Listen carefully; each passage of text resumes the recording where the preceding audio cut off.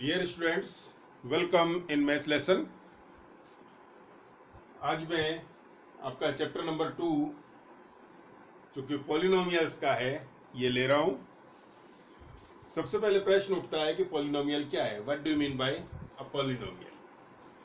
Polynomial variables और constants का एक ऐसा कॉम्बिनेशन है जिसमें एक स्पेशल कंडीशन होती है कि जो एक्सपोनेंट है वेरिएबल का वो वोल नंबर होना चाहिए।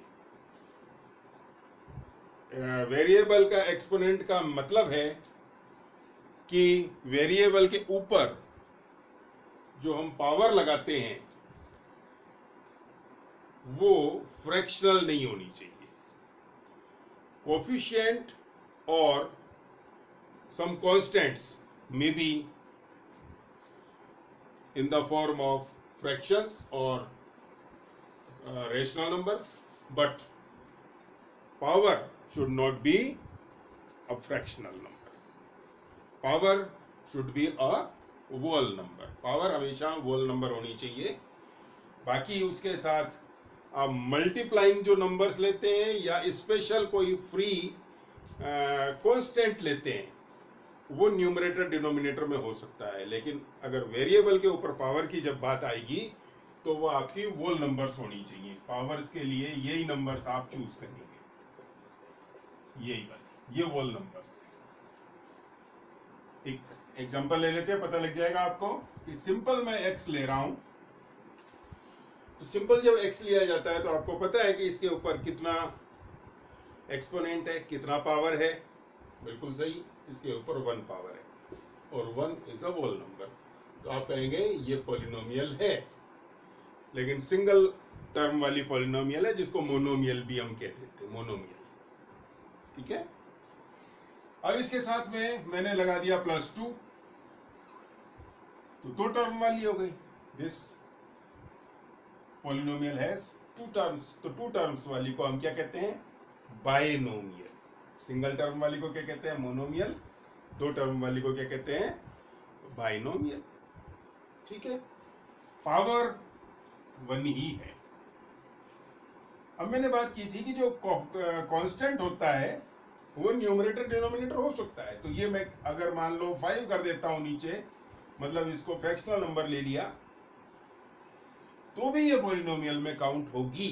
ये दिस इज अ पॉलिनोमियल, क्योंकि एक्सपोनेंट आपका वोल नंबर बोल रहा है यहाँ पर। एक्सपोनेंट, ये एक्सपोनेंट की बात कर रहा हूँ, पावर की। पावर एक्सपोनेंट जो है वो वोल नंबर ही है।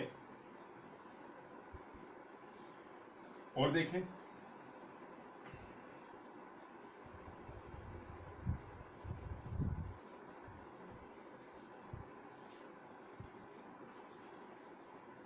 ये 3 टर्म्स है, 1 2 3 टर्म्स। ये टर्म्स अलग चीज है। और पावर, यहां देखिए पावर 1 पावर है और यहाँ पावर 2 है। तो आप देख सकते हैं सारे वोल नंबर्स हैं पावर्स में। पावर्स में x की पावर के ऊपर। ठीक है। वोल, w का मतलब वोल नंबर। वोल नंबर कहाँ होना चाहिए? पावर में। किसकी पावर में? वेरिएबल की। वेरिएबल की पावर जो है वो क्या होनी चाहिए? वोल नंबर होनी चाहिए। अब आप कहोगे कि कौन सी पॉलिनोमियल नहीं होती, फिर वो भी देख लेते हैं कौन सी पॉलिनोमियल नहीं होती। ये देख लो, x यहां लगा दिया मैंने 1/2 और प्लस कुछ भी लिख दीजिए 5। 2 टर्म तो हैं पर ये पॉलिनोमियल नहीं है। क्यों नहीं है? क्योंकि हमने वेरिएबल के ऊपर जो एक्सपोनेंट लगाया, पावर लगाई, वो हाफ लगा दी, पावर हाफ लगा दी। और हाफ जो है वो वोल नंबर में काउंट नहीं है। कोफिशिएंट, यहाँ कोफिशिएंट तो हो सकता है, यहाँ 1/2 लगा सकते हैं, तो भी ये पॉलिनोमियल है। कोफिशिएंट, ये कोफिशिएंट है, आपको पता है, लोअर क्लास में आप पढ़ चुके हैं। ये this is called coefficient. Multiplying जो नंबर होता है वेरिएबल के साथ, कोफिशिएंट होता है वो। यहाँ कोफिशिएंट 3 है, यहाँ कोफिशिएंट 1/2 है। तो कोफिशिएंट तो न्यूमरेटर डिनोमिनेटर में हो सकता है, रैशनल नंबर हो सकता है, फ्रैक्शनल नंबर हो सकता है, लेकिन जो एक्सपोनेंट के ऊपर वो सॉरी वेरिएबल के ऊपर एक्सपोनेंट होता है, वो पावर जो है वो कंप्लीट नंबर होना चाहिए, कंप्लीट नंबर, होल नंबर होना चाहिए। तो ये अभी आपने देखा कि कौन सी तो पॉलिनोमियल होती है और कौन सी नहीं होती है। अब बात आती है what is the degree of the polynomial. ये डिग्री जो पावर है ये डिग्री कहलाती है। तो डिग्री ऑफ द पॉलिनोमियल देखते हैं क्या होती है। Degree of the polynomial,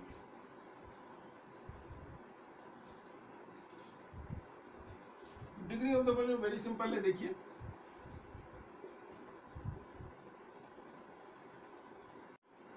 what is the degree of this polynomial. तो 3 is the degree of this polynomial. What is the definition of degree of the polynomial? तो highest exponent or highest power of the variable is called degree of the polynomial. मतलब highest power जो होती है उस polynomial के अंदर variable के ऊपर जो हाईएस्ट पावर होती है वही उसकी डिग्री कहलाती है। ये छोटी पावर्स है, ये छोटी पावर है, ये डिग्री नहीं कहलाएगी। हाईएस्ट ये है तो ये इसकी डिग्री कहलाएगी। यहां देखिए एक और बड़ी ले लेते हैं यहां। तो highest power of the variable is 4, so 4 is called degree of the polynomial. तो ये डिग्री कहलाती है। इसके बाद आते हैं इसके zeros. What is the zeros of the polynomial.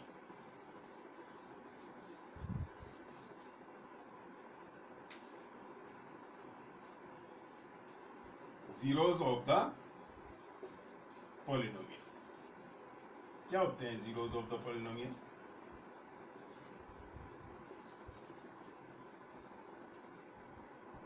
Zeros of the polynomial के लिए स्टैंडर्ड फॉर्म ले लेते हैं।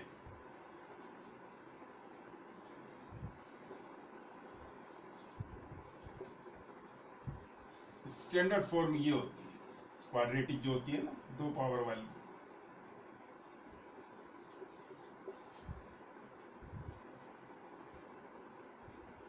ये स्टैंडर्ड फॉर्म है। तो zeros of the polynomial, zeros माने जाते हैं अल्फा और बीटा। तो सम ऑफ जीरोस माना जाता है अल्फा प्लस बीटा। ये सम है जिसमें आता है कोफिशिएंट लेते हैं -b/a और प्रोडक्ट ऑफ जीरोस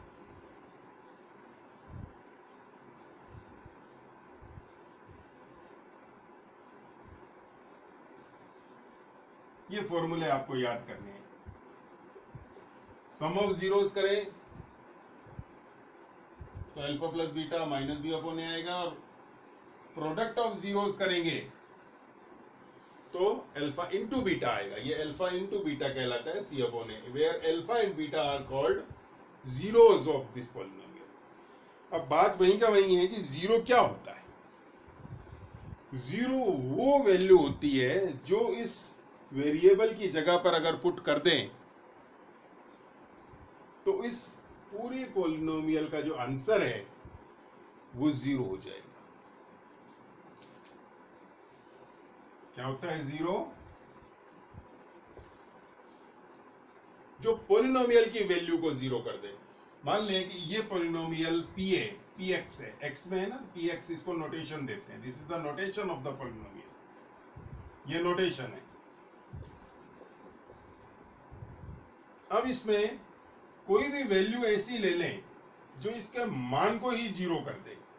तो मान लेते हैं कि x की वैल्यू k पर जीरो हो जाती है, तो क्या लिखेंगे? pk equals to 0।